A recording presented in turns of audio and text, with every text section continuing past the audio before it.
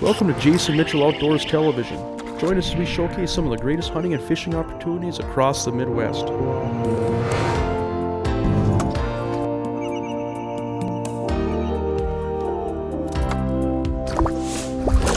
There, we got him. Whoa! There's a fish. Oh, just like that. Thanks so much. That's a beauty. Got it. Today's show is brought to you by these fine sponsors: Yarcraft Boats, Evinrude BRP, Jason Mitchell Elite Series Rods, North Dakota Tourism Legendary, Cooper Chevrolet, Clam Ice Fishing, Northland Fishing Tackle, US Reel, Trigger X, Salmo Fishing Lures, and Bionic Line.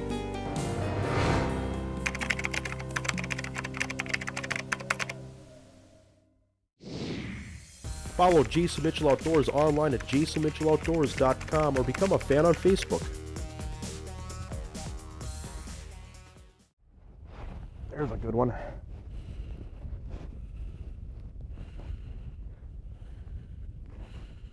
Oh yeah, that's a nice gill right there. Wow, isn't that something? If you like to chase panfish, bluegills like this is a beautiful sight. I'll show you the soft plastic that we're using. Can't even see it. Just a tiny little doodle bug with a soft plastic tail, but I tell you what, in the past few years, these soft plastics have really changed ice fishing across the Dakotas and Minnesota. And you know, guys out in Wisconsin and further east have been using soft plastics for years, but this trend is starting to spread west, and we're going to show you some of the things that are really changing bluegill fishing on today's show.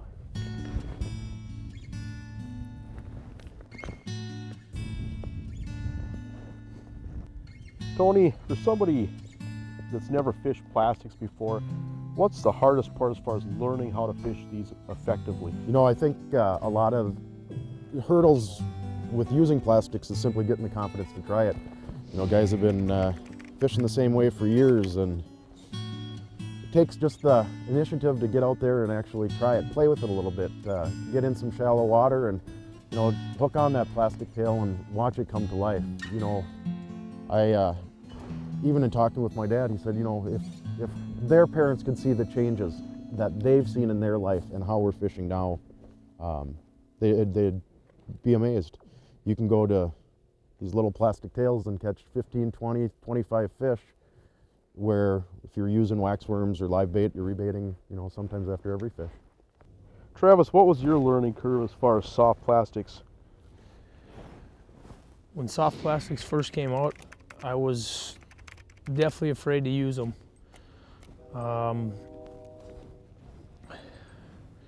used to be an exclusive bait fisherman, and as I kind of got into more and more into the plastics, just the confidence grew, and I just kind of, I use plastics exclusively now.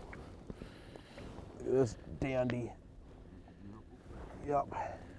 And it is a confidence thing, and it's no different than, you know, using soft plastics in the summertime. It's all about believing. There's the proof right there. On today's show, we are fishing small lakes at first ice in early December. The equipment is pretty simple. All you need is a sled, a hand auger, and ice cleats, and you're in the game.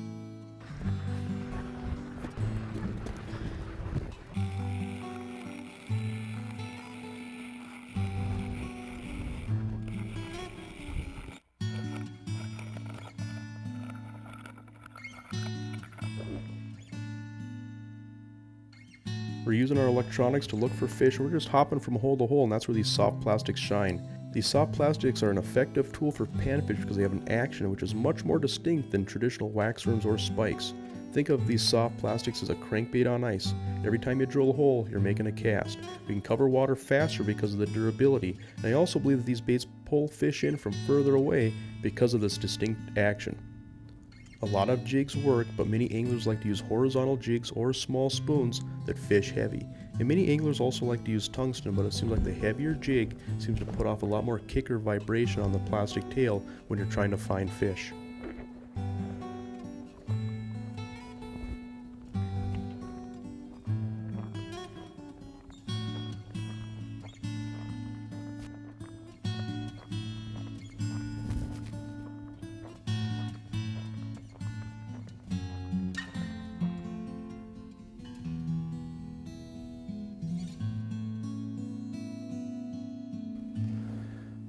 Yeah, all we did now is I just kind of switched up to a larger profile bait. Went with a little bit bigger Northland Impulse plastic.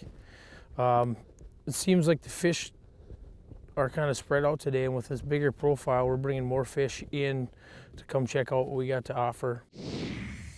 Follow Jason Mitchell Outdoors online at jasonmitchelloutdoors.com or become a fan on Facebook.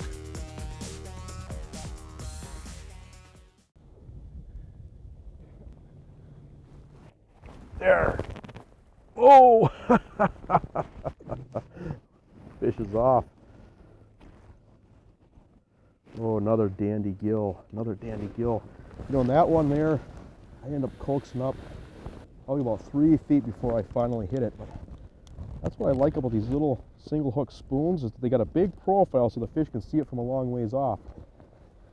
That's a beauty. And what we're doing, like on these spoons, or if you're even using a horizontal jig, is to make sure that tail hangs horizontal. And what you'll see is when you shake it in the water, it really quivers. And we'll show some underwater footage of that, but that is the trick for making these plastics come alive. You want it to wiggle like a tiny snake underwater. You don't want it to look like a French fry. It's all in the action. You know, Jason, you're absolutely right. You do have to kind of tweak it and get a few techniques down, but when you get that tail, how it just quivers in there, it turns those fish on and gets them going for us. It's like an underwater crankbait. It's like the ice fishing's version of a crankbait for panfish is what it is. They can see it from further away. They'll come up a long ways to hit it. You can change colors. Absolutely. Change your profiles. And those are things that you know, live bait without a doubt works wonderful, but that's something that you don't get that action from a waxworm. You don't get that action from a lot of the natural baits. This little quiver tail really seems to just instigate strikes and gets them going. There we go. Boy, they're barely touching it. You got one too, Yep. Tony? All right.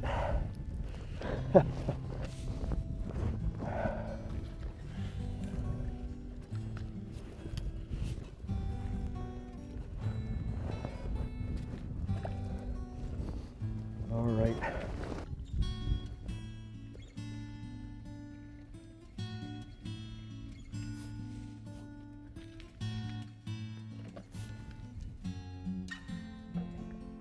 That was like a nice fish. Beautiful fish. Yeah.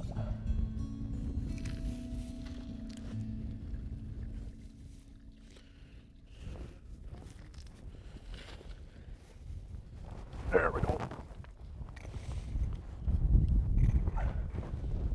Okay. There we go. Oh, there's a beauty. And what works really well, you know, a lot of times we're using a heavy, either a tungsten or a lead jig, and that will catch most of the fish.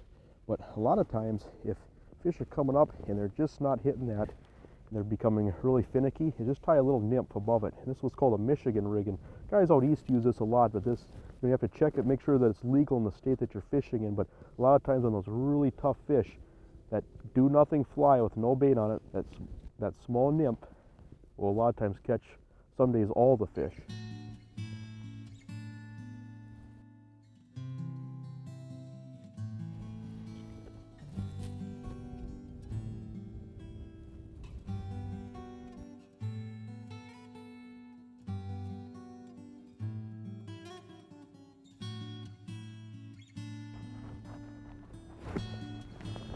What do you got there? Oh, this might be a gill. Yeah, there you go.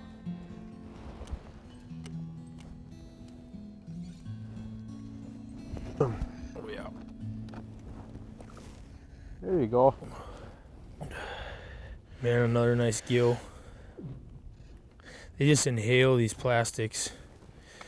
That's one thing that when I first started fishing with plastics is that you just don't, the confidence wasn't there because you have this long tail hanging off the back. And I don't know what it is. They come up and eat it. You got to dig it out of their mouth. It's just unreal. Yeah, they do inhale it. That's a great point, is that, you know, I had the same troubles confidence-wise. I remember first using them, and you know, they're just barely peeling the wax worms off the hook. Yep. I got this long tail thing and all, they're just gonna nip it, and they don't nip these, they inhale them. And like you said, you gotta dig it out. And that's the thing is, once you catch some fish with these and you start to believe, it's gonna become a great tool to have. And is there still a time and place for bait? Absolutely. There's still times where you have to use bait, but by and large, there's so many times where you can catch so many more fish by using this system. Thank you for watching this segment of Jason Mitchell Outdoors.